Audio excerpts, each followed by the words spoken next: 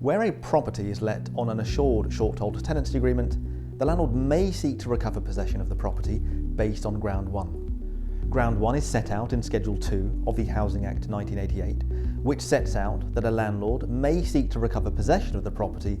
based on this ground where the landlord or one of the joint landlords had occupied the let property at some point before the tenancy started as their only or principal home, or where the landlord's spouse or civil partner requires the property to use as their main or only home.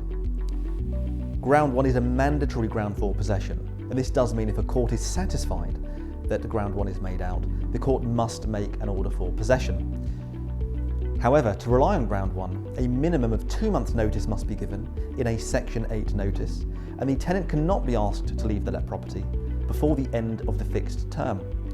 It is also a requirement to rely on Ground 1 that prior written notice was given to the tenant before the tenancy commenced that the landlord may seek to recover possession of the property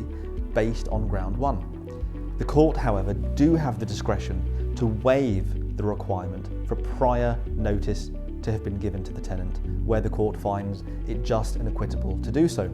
If you're a landlord and you're considering relying on Ground 1 to get possession of your property back, you can contact Landlord Advice UK. Our legal team will be able to assess whether Ground 1 applies to your case, and we can assist you through that process.